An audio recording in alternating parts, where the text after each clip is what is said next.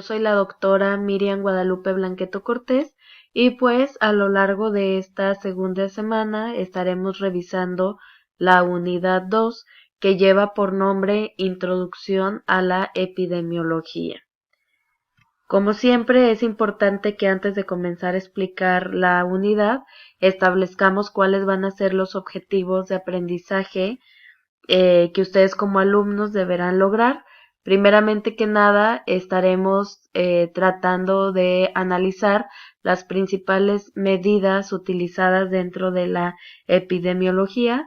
También hablaremos un poco sobre las fuentes de información más comunes para la obtención o el análisis de datos epidemiológicos. También abordaremos las principales fuentes de información epidemiológicas utilizadas en el país, en México, en cuanto a las enfermedades mentales. Y por último, analizaremos la Iniciativa Mundial de Encuestas de Salud Mental y pues los avances que se han tenido en cuanto a esta colaboración mundial por parte de nuestro país. Bueno, en cuanto al tema 1, que como ya les comentaba, estaremos analizando las principales medidas epidemiológicas, es importante que hablemos de cada una de ellas de manera significativa. Principalmente comenzaremos hablando sobre las proporciones y las tasas y las razones. En cuanto a estos conceptos, nos referimos pues directamente a la relación estos datos o estas medidas nos ayudan a establecer la relación que existe entre entre las enfermedades y los grupos específicos. Por ejemplo, estas medidas nos permiten comparar cuáles son los niveles de ansiedad que pudiera existir entre hombres y mujeres o entre adolescentes y niños, y a través de ellas podemos generar puntos de comparación o conocer de manera específica cada una de sus características. En cuanto a la mortalidad, letalidad y morbilidad, es importante aclarar ciertos puntos, en especial en cuanto a la letalidad. Es significativo decir que no es un término que se utilice mucho en cuanto a salud mental, solamente nos ayuda de alguna manera a analizar algunos factores de riesgo, sin embargo no es tan utilizado dentro de la salud mental. En cuanto a la mortalidad, pues se establece que las enfermedades mentales en sí no provocan la mortalidad, sino que pues son una serie de eventos indirectos que producen esta mortalidad o que están asociados con la mortalidad. Por lo tanto, las enfermedades mentales no son consideradas de mucha mortalidad. En cuanto a la prevalencia, pues nos estaremos refiriendo específicamente a aquellos casos que surgen en un momento determinado, en un marco geográfico y temporal específico, en una población o en un lugar específico. En cuanto a incidencia, pues se refiere directamente a los números de casos que comienzan a ocurrir, sobre todo aquellos casos que son reportados como casos nuevos dentro de un marco geográfico y temporal específico. Cabe destacar que la medida de prevalencia es la que se utiliza más significativamente en cuanto a salud mental. En cuanto a riesgo relativo, razón de momios o razón de incidencia, es importante que se establezca que estas medidas son utilizadas cuando nosotros queremos saber de qué manera o cuando los datos están asociados a una exposición, a un nivel o a un factor de riesgo o desenlace en cuanto a salud mental. Entonces, estas son algunas medidas que se utilizan para analizar este tipo de datos. En cuanto al tema 2, estaremos abordando las fuentes de información en la epidemiología. Estaremos hablando sobre aquellos registros hospitalarios que se tienen y las diferencias que existen entre los registros hospitalarios y los expedientes clínicos. Los registros hospitalarios tienen que ver más que nada con la productividad que existe en los hospitales.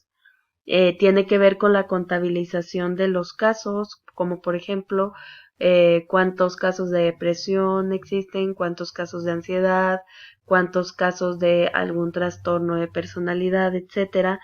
Pero estos números o esta contabilidad no es específica, o sea, es información muy general, pero no específica.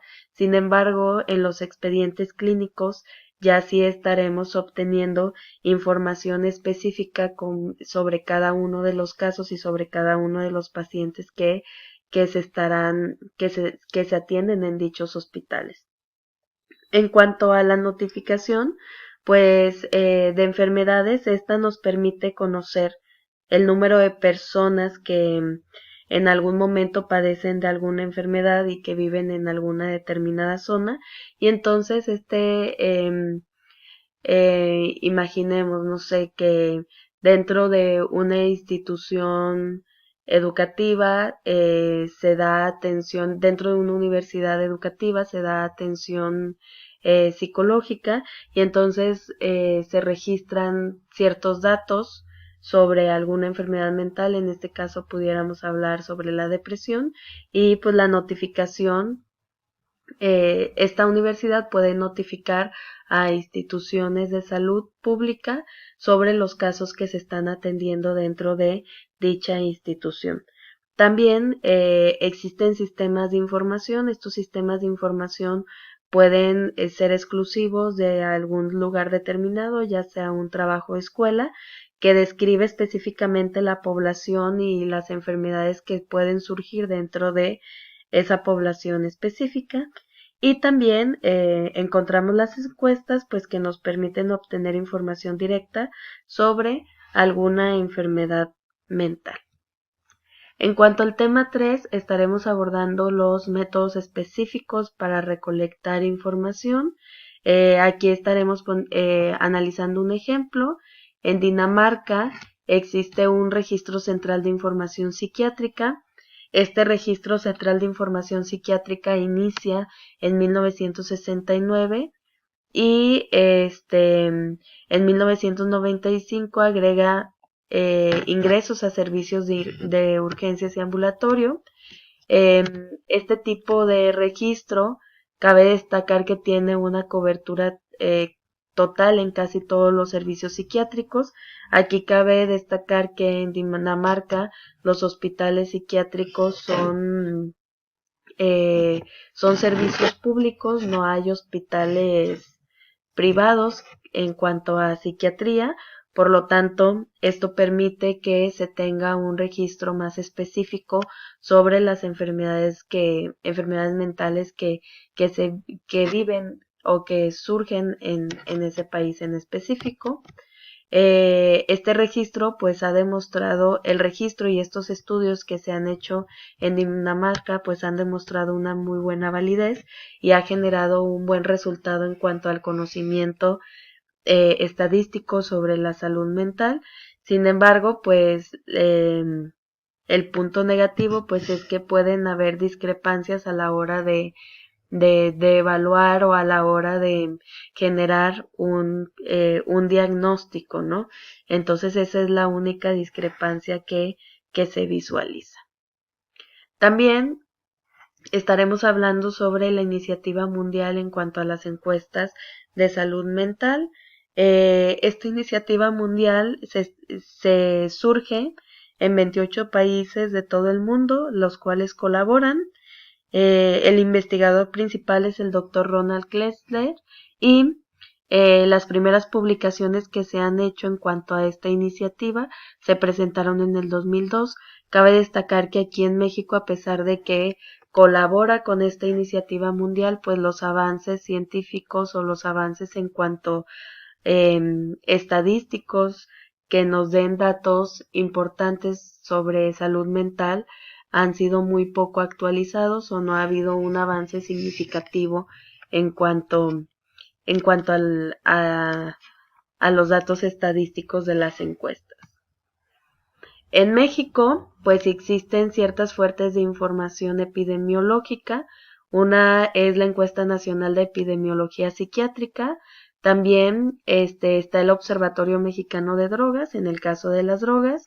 También los registros hospitalarios nos permiten tener datos estadísticos muy específicos y pues algunas otras fuentes de información.